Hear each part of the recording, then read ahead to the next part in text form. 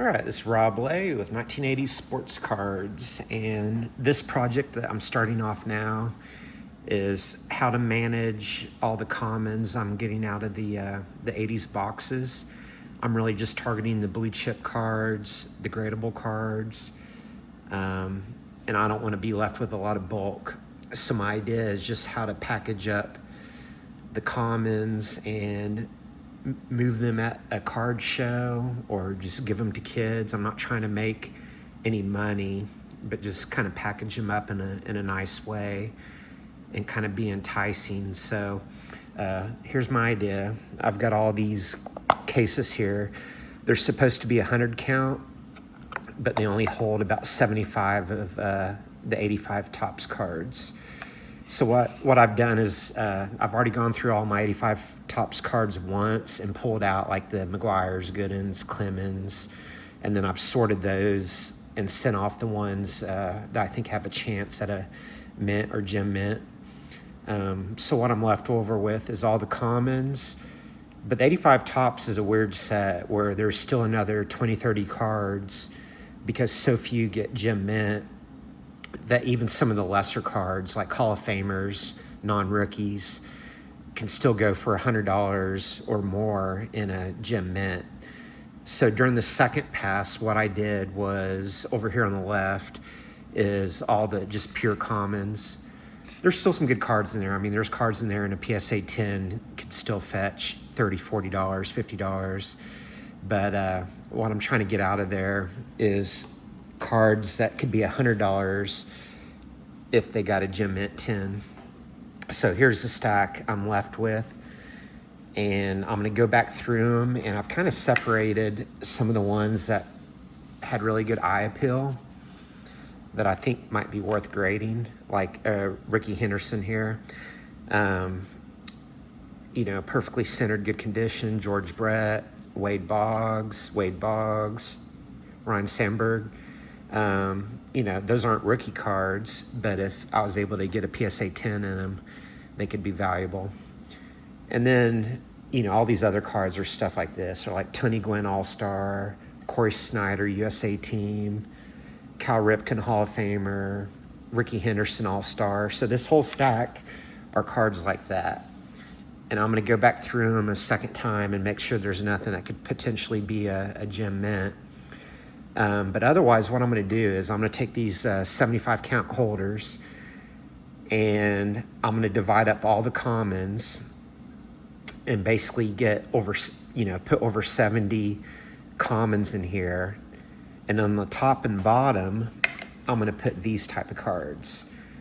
You know, that could be worth several dollars. And, you know, there may even be some gem mints in here that people want to grade. But for the most part, you know, there's a really low gem mint count. So these are just kind of be the bait cards, and I'll put them on the bottom and the tops so people can see them. And then what I'm also going to do is I'm going to take some of the higher value cards, the Mark McGuire's, Dwight Goodens, Clemens, Eric Davis, those type of cards that can be worth a lot more, but based on my pre-grades, didn't make the cut to send into PSA. And what I'm going to try to do is I'm going to try to insert one of those in the middle of each box.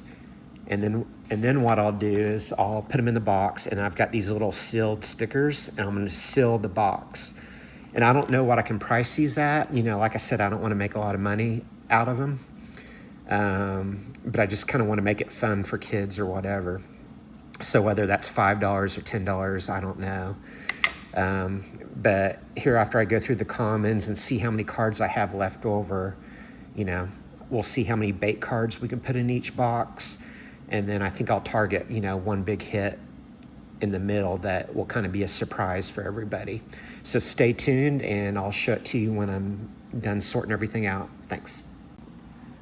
All right, this is the first stage in the sorting for all this. I've divided all the commons up in about counts of 75 for each box. So all these are just the plain commons ready to go in the boxes. And next steps are the little bit rarer cards and then the big hits. All right, here's the result of my sorting. So I've got these 75 count hard cases, and I put the top cards in the showing on front and then also the back. So to get an idea, you got like the Cal Ripken All-Star, Dwight Gooden, George Brett, there's Ricky Henderson, Pete Rose, there's the Corey Snyder from the USA team, and like there's a Nolan Ryan and stuff. So, you know, there's some pretty good cards, but if you turn it over, then like there's a Tony Gwynn on the back. Let's see what's on the back of the Steve Garvey.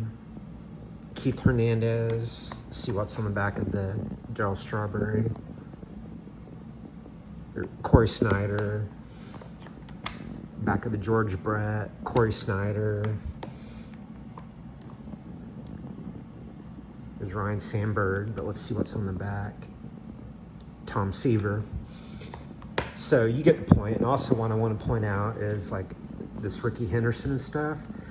I've got these sealed stickers. So if I'm gonna put these at a card show and display them, you know, I don't want people, you know, going through them by hand, damaging them up, but they're certainly welcome to look at the front and back card.